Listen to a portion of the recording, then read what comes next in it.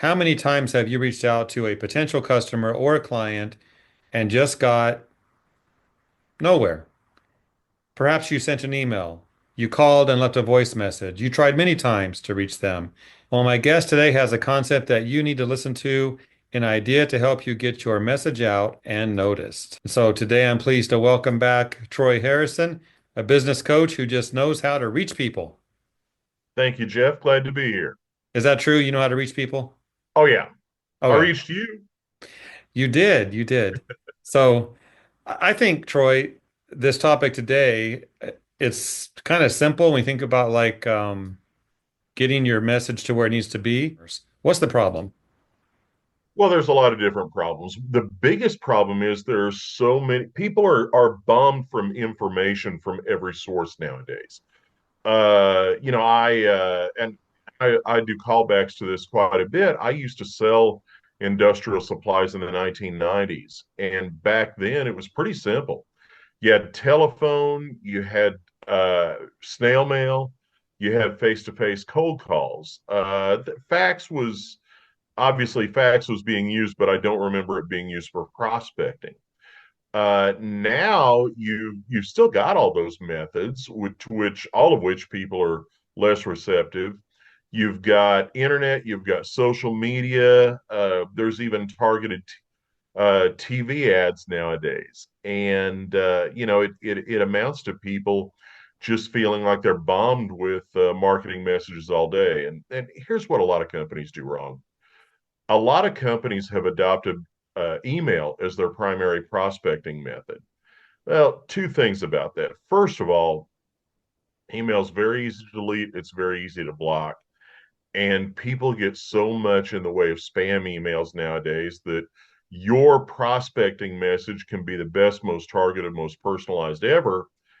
It's still going to get confused with all the spam and all the scam emails. I mean, I won the Nigerian lottery this morning. I was pretty happy about it. I don't even remember buying a ticket, but hey, I'll take their 12 million bucks. I sent them my bank information. Point is that it is it is more and more difficult to go where everyone else isn't through email. And second part of the problem is most people don't understand how the messaging has to be. Your messaging has to be tight and right nowadays. Here's what I mean by tight and right. If you can't articulate what you can do for your customers in one sentence, you better go back to the drawing board and figure out how to do that. There's a concept that I've been pushing in a lot of my videos and a lot of my LinkedIn posts that I call beat the delete. And what that means is that people are just itching to delete incoming messages, whether those messages be through a social media platform like LinkedIn, whether they be through email, or whether they be through voicemail. I mean, picture yourself when you're listening to your voicemails. You're sitting there, you got your phone here, you got your finger right there. And your finger is about, oh, I don't know, 1 inch above whatever key it is that deletes that message. And you're just waiting for the first signal that you should delete it. Just pop, pop, pop, get through your voicemail box like that. Salespeople, marketers, business owners have to lead with their very strongest pitch, and they have to do it in one or two sentences, or if they're on the phone, you've got to be able to articulate in 10 seconds or less why somebody, it's not even why somebody should give you an appointment, it's why they should even listen to the rest of your voicemail. And that's why I've even changed up my method of voicemail prospecting. I've always believed in a very strong value statement, a statement of here is why you need to talk to me. Here's the benefit that I can bring to you. I still think that's vital in any type of prospecting. But I used to teach you'd leave a voicemail. Hi, this is Troy Harrison. My company is Troy Harrison International. I can help you buy blah, blah, blah, blah, blah. And what happens nowadays is when you're articulate while you're saying your name and who you're with, they're hitting the delete key. Now I'm advocating that salespeople lead with that benefit statement. Here's how I can benefit you. this is Troy Harrison with Troy Harrison International. And then they also need to give multiple points of contact because people contact not just through callbacks nowadays. Call me at this number, text me at this number, email me here, look me up on LinkedIn. And I think that is a much more concise way of getting your prospecting message out there. Troy, love that information. You must be watching how I do my own work because I do the same thing. I get Well, an sure. email. Yeah, I get an email. I think, do I need to act on this or not? Or do I need to save it for another time? Hmm. And I might delete it. The voicemail is exactly that. To me, if I get a call or a message and I don't know the person, I'm assuming spam or a Yeah. sales pitch. But if I Yeah. know the person, that helps. So I like your approach. Yeah. And I like to lead in prospect. I still like to lead with phone work, even though, as we discussed last time, the contact ratios are way down.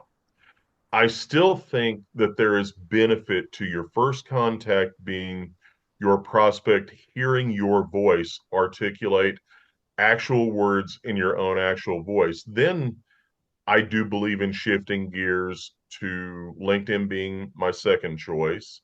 Maybe email down the road, but again, I just find the email prospecting to be such a low percentage of return nowadays. In some cases, I think it can even work against you because, especially if you initiate with an email, it kind of sets you up as looking like a spammer, even when you're not. Mhm. Let's talk about how to look better from the very beginning. Now, you mentioned a little bit about this personalization, but how can businesses do that? How can they, not knowing the customer doesn't know them, how can they seem to have that personal approach that's Well, it's inviting? easier. It's easier now than it's ever been, Jeff. And that is, you know, anytime, and this is what I train on. Anytime you're going to prospect somebody, go to find them on LinkedIn, go to their LinkedIn profile, see if they're posting, see what's going on with them. Try to find some means of establishing a little bit of commonality. Oh, you're a member of the ISSA, so am I. Anything along those lines. Some sort, and I'm not a big proponent of fish on the wall selling. Oh, hey, saw you went fishing. No, don't do that. That's stupid. People want to lead with business nowadays. But see if you can find something on their LinkedIn that is particularly relevant. Hey, I saw this post. It was really meaningful to me. Make a very short reference to this. And if you can't do that, try to figure out what their company does and anticipate what their needs are to establish some commonality there. But yeah, I think that any more one voicemail message shouldn't sound identical to the next voicemail message that you leave. There should be some variation, some statement of commonality.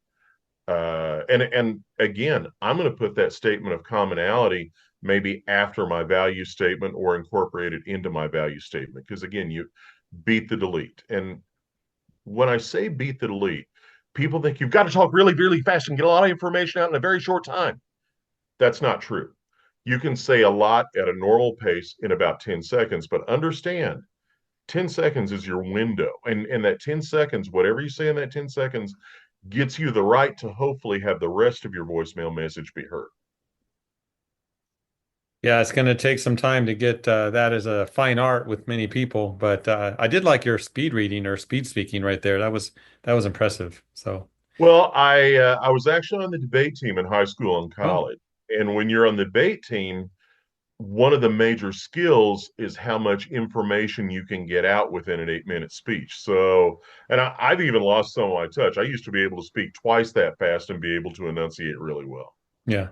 No better way to lose someone's interest or attention when they can't even understand you, that's for sure. Exactly. Um, you covered my questions nicely, but I have one more, and I want to talk about Please. timing. So, are there any Shoot away. particular moments or touch points where a business person like yourself, salesperson, can beat the delete and increase the likelihood that their message might actually be viewed, read, or listened to? I used to say that the best times for cold prospecting were between 10 and noon on Monday, 1 to 3 on Monday.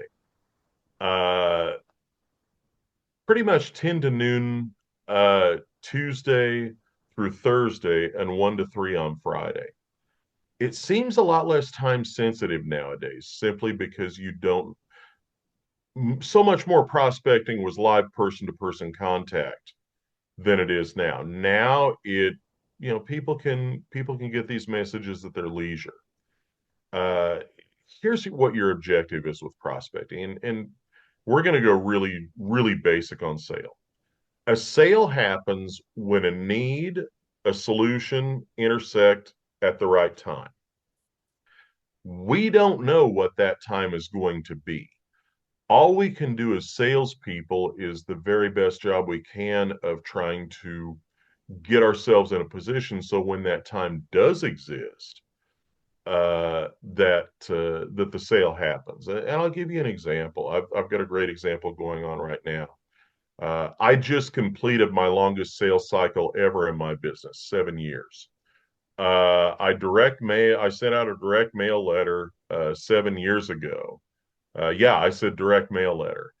And a guy responded to it here locally in Kansas City.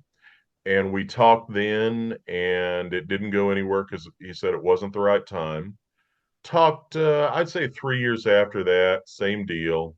Talked last year, and he said, "Well, I've got to do some restructuring." And by now, I'm sitting here thinking, okay, this is never going to go anywhere. Out of the blue, 3 weeks ago, he emailed me and he said, "Okay, I'm ready. Let's do this." Well, the need and the solution didn't change in 7 years.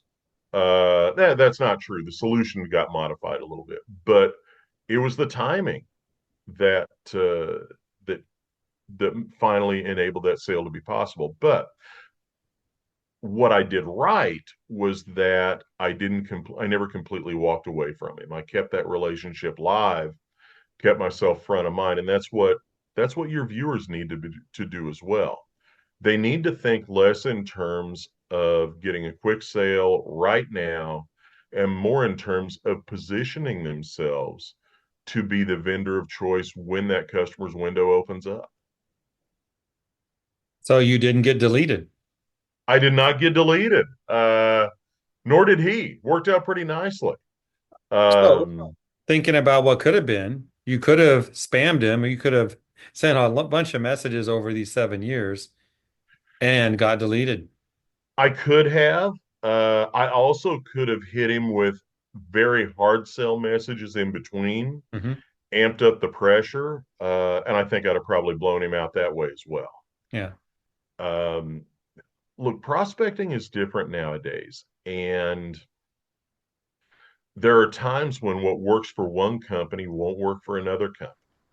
I just had a conversation this morning with a guy who runs a peer group consulting board of CEOs, and he's trying to get new members. And he's literally trying to figure out a brand new process for prospecting because a lot of the conventional stuff doesn't work. And I can relate to that because a lot of the conventional stuff doesn't work for my business either, but it works for my clients.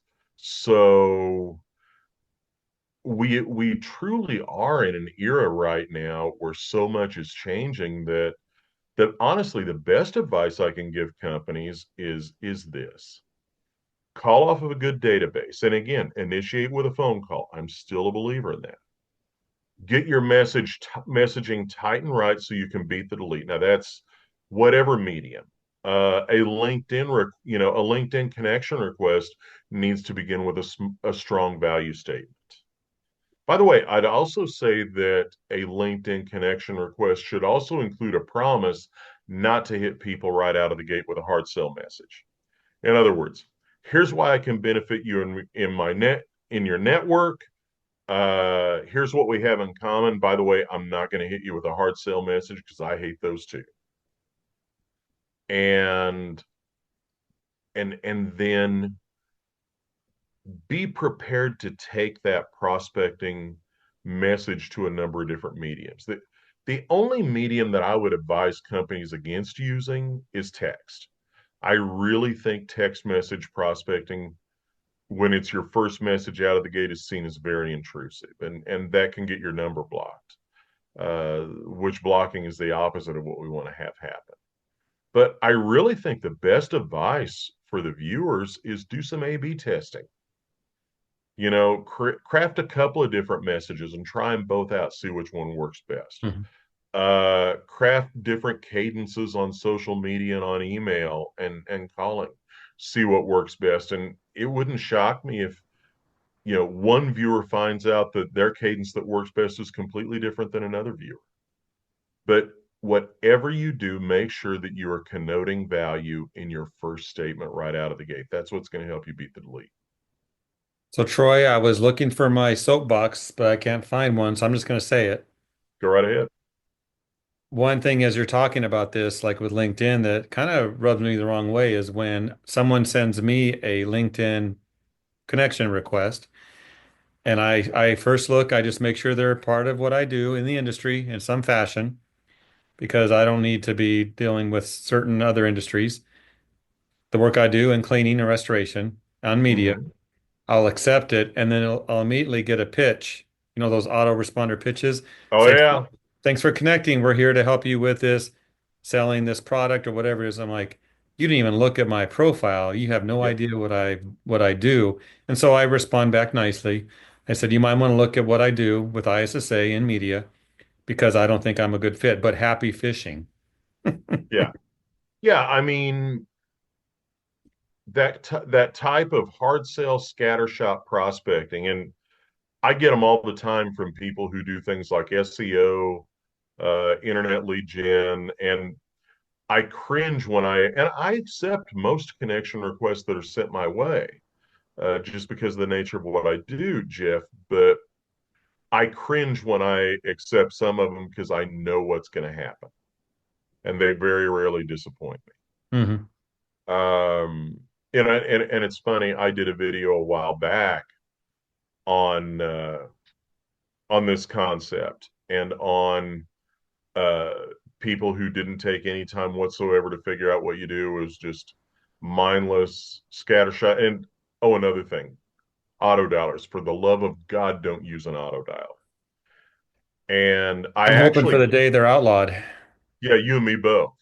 I I want to develop an app on my phone where and sell it. It's $1 billion idea whereby if I get an auto dialer, I press a button, it makes their equipment blow up on the other end. I would That's pay a for billion that. dollar idea. I would pay you money for that app. That's why Lots it's a of people billion would. dollar idea.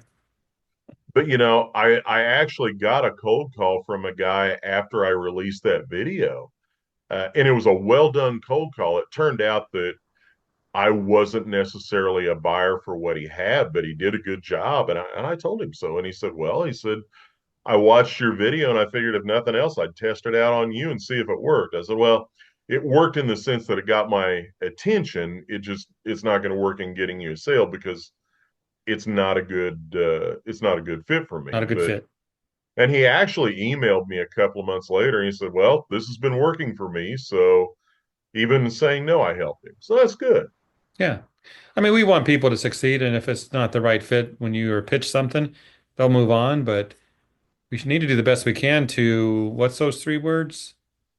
Beat the Beat, delete. beat the delete. Troy, I've even hashtagged that on LinkedIn. So you if you search hashtag beat the delete on LinkedIn or on YouTube, you're going to find some things from me. all right, I'm going to do that. Any Good. final words in closing to share? The biggest thing about prospecting today, Jeff, in my opinion, is just not to get discouraged and be willing to try new things. Uh, we are in a time, and I've said it over and over and over again, we are in a time of rapid change in the sales environment. We are in the time of rapid change about how customers can find us, how they can access our information, how they can access us. And we are in a time of rapid change about how they're perceiving us. And that means that even the very best method right now at this moment may not work a year from now, and the stuff that worked 3 years ago may not work now. Be mentally agile, be willing to shift gears, and be willing to try out different things. Don't just get stuck in one thing. Don't get discouraged, and you can still have success with prospecting.